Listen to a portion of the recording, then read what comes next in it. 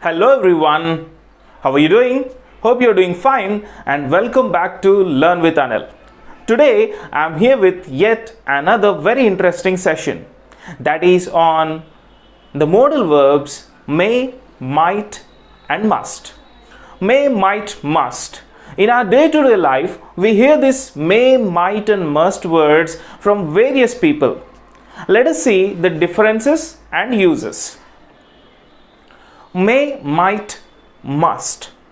These three words can show the possibility or probability of something. Though they all can show probability with some difference. The degree of probability changes. These differences through these sentences. Let me give you some sentences here. It may rain today. It might rain today. It must rain today. Here I gave you three sentences. It may rain today, it might rain today, it must rain today. Here all these three sentences are talking about a possible rain today, right? But there is a difference. The first sentence, it may rain today. It has 50% probability of raining. That means when I say it may rain today, there is a 50-50 chance of raining. When we say it might rain today, when I say this it might rain today, that means when I use this might in my sentence, there is a 30% chance of raining. When I use may, it has 50% chance. When I use might, it has only 30% of chance of raining. That means when I see clouds, a little bit of clouds in the sky, then I say it may rain. When I don't see clouds but just imagine that it rains, then I say it might rain. But when we say it must rain today, there is a considerable 90% chance of raining.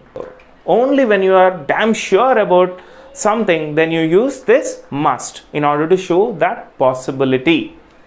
He may be a doctor, he might be a doctor, he must be a doctor. Similar in sense, right? But we guessed he is a doctor.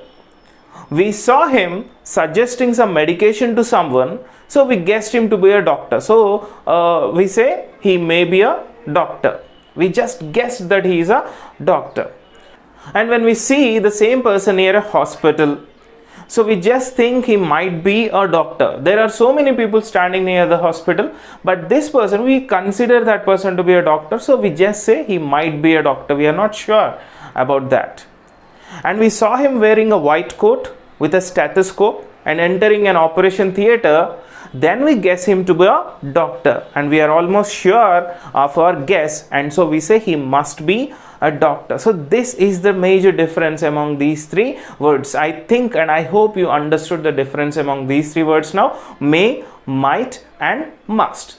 And there are some other uses, major uses for these words. Let us see what they are. The first one, may.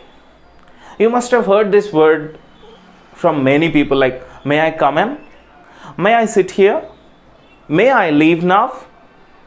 Okay, you must have heard these things. Then what these are? These are very polite requests. We use may for polite requests. You may go now.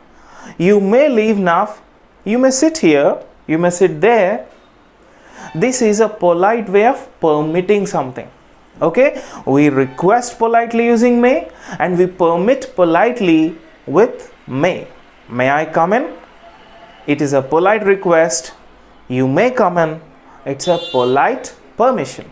Okay, so this may has got this wonderful use of making someone feel better with the use. You can go. When I say you can go, that person may feel embarrassed. But when I say you may go now, he feels very comfortable leaving that place. Okay, so that's the use here. See the difference between can and may here. Can is very rude, but may is very, very polite. And there is another usage for this may. You must have heard this also. May God bless you. May you have all the wealth.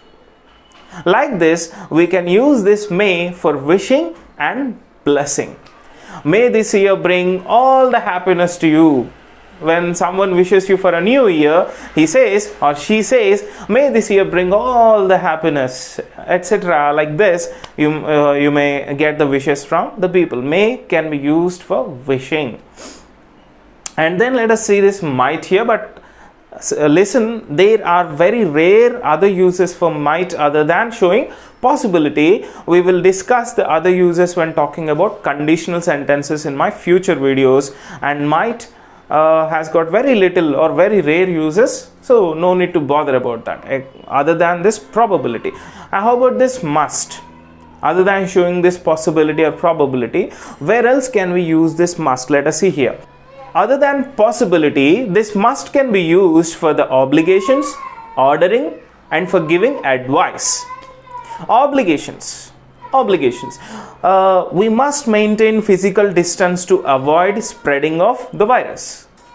We must maintain physical distance to avoid spreading of the virus. That is our obligation, right? We are obliged to maintain that physical distance now. We must stand in a line. This is also our obligation. Then the other usage for this must is ordering. All of you must wear a mask before entering the class. All of you must wear a mask before entering the class. You must carry your own lunch box. These are the orders given by someone to us. And we can also advise using this must. You must see a doctor. You seem very dull these days. You must see a doctor. You must take the help of your kids in your daily household works. You seem very tired. Okay, so this is an advice given to our loved ones. You must see a doctor. You must take the help. Like this, we can suggest or give advices using this must. These are the uses for the words may, might, and must. These are frequently used, and I hope this video has helped you out in understanding the uses of may, might, and must. And we will be meeting in our next video with another interesting session. Thank you so much for watching this video. Please don't forget to like, share, and subscribe. Thank you. Bye bye.